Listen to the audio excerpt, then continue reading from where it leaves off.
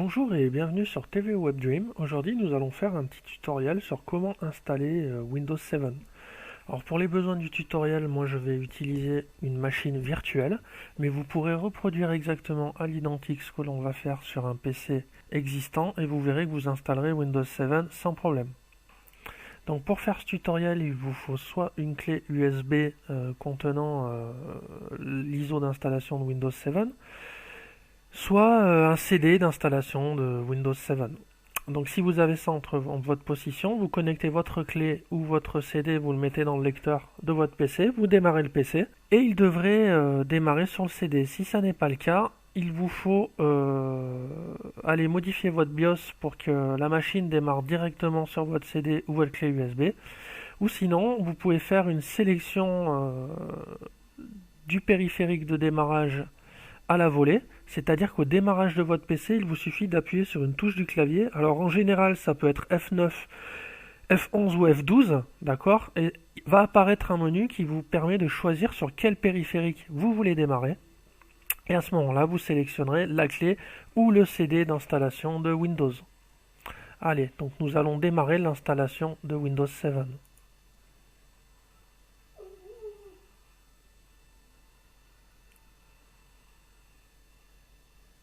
Voilà, donc pour ma part, je démarre directement sur le CD d'installation.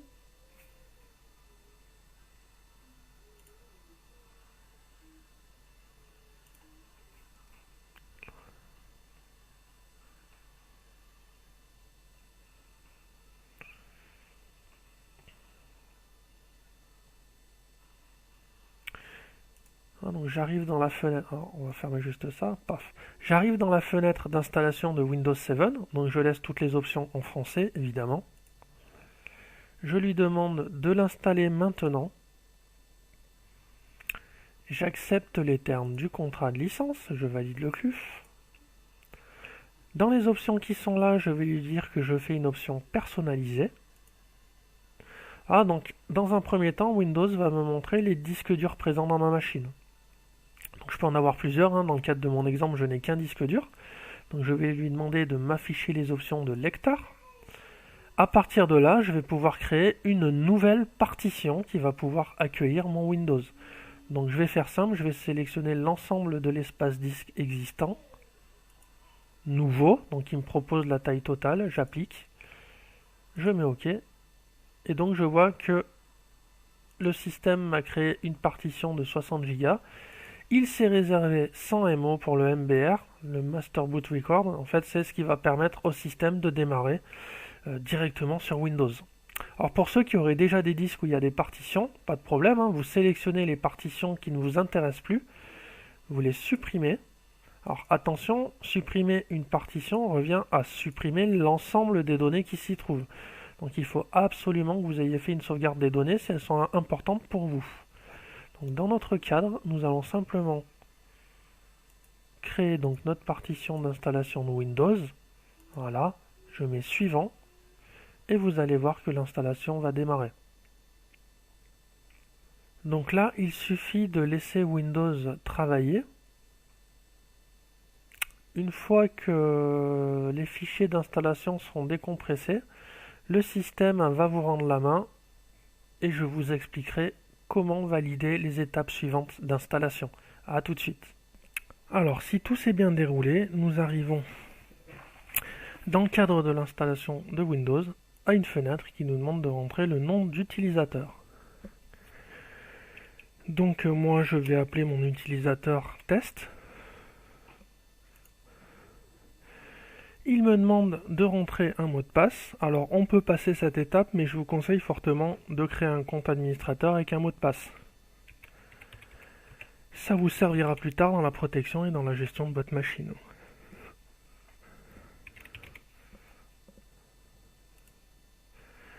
C'est ici que le système nous demande de rentrer la clé produit pour enregistrer et valider la licence de Windows. Donc rentrez ici votre clé produit. Laissez cocher activer automatiquement, comme ça Windows s'activera tout seul. Et dans ce cadre, vous pouvez mettre ensuite suivant. Au niveau du pare-feu, pour l'instant, vous le laissez en utiliser les paramètres recommandés. Euh, Ça permet de configurer en fait les mises à jour automatiques de Windows, d'accord? Pour que Windows se mette à jour tout seul. Au niveau de la configuration du réseau, il vous suffit de choisir le type de réseau sur lequel vous vous trouvez. Alors moi, par défaut, je prends toujours réseau professionnel, même si c'est un réseau domestique.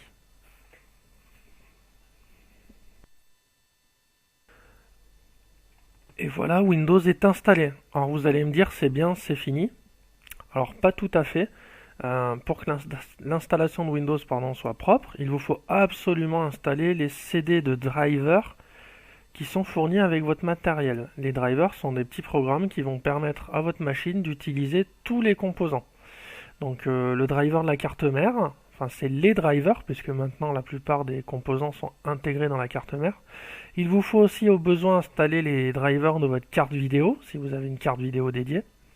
Pour cela, il vous suffit d'utiliser les CD qui sont fournis avec votre matériel, qui sont auto-exécutables, c'est-à-dire qu'une fois que vous les aurez insérés dans votre lecteur, ils vont démarrer d'eux-mêmes et vous n'aurez plus qu'à exécuter l'installation des divers logiciels.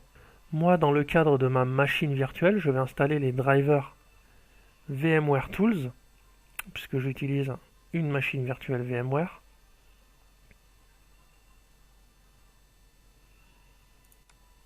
Donc j'ai mis le CD VMware Tools et je vais installer les logiciels qui vont me permettre de fonctionner correctement avec ma machine. Voilà. Donc à l'installation des drivers, le PC va vous demander la plupart du temps de redémarrer, et ce plusieurs fois. Si vous avez plusieurs drivers à installer, évidemment, la machine va vous demander à chaque fois de redémarrer.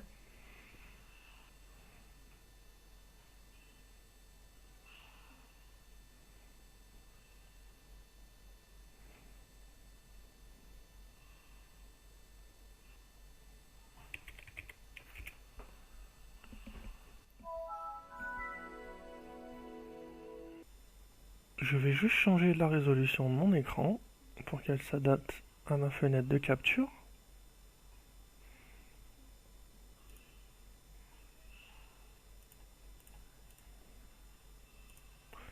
Voilà, donc mon Windows est installé, tous mes drivers sont en place. Alors pour vérifier que vos drivers sont bien tous installés, il y a une technique très simple.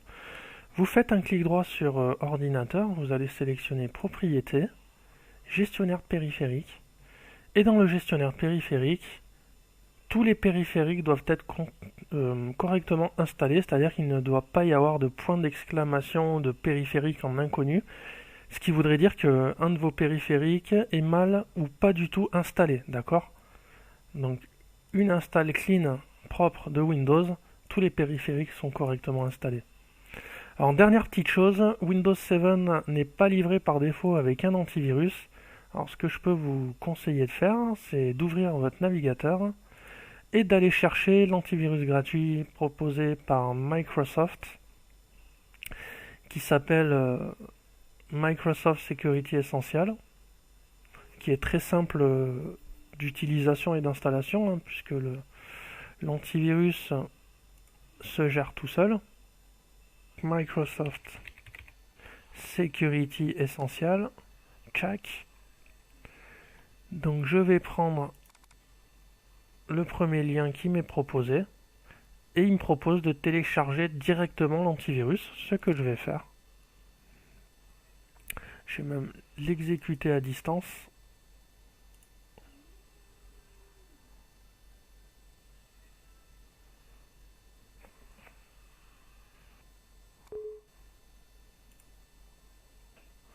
Je peux fermer mon navigateur. Donc il me suffit de suivre les fenêtres d'installation de l'antivirus. Donc suivant, j'accepte. Je peux participer au programme d'amélioration du produit, c'est toujours bon. Je laisse par défaut l'activation du pare-feu de Windows, suivant. Installer.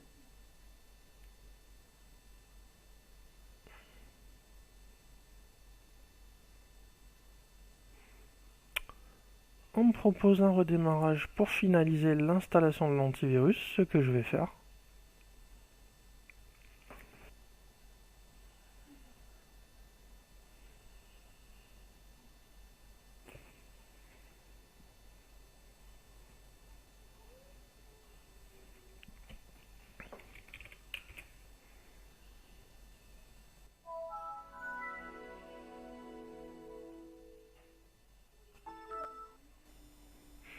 Voilà, donc au premier redémarrage, l'antivirus va se mettre à jour.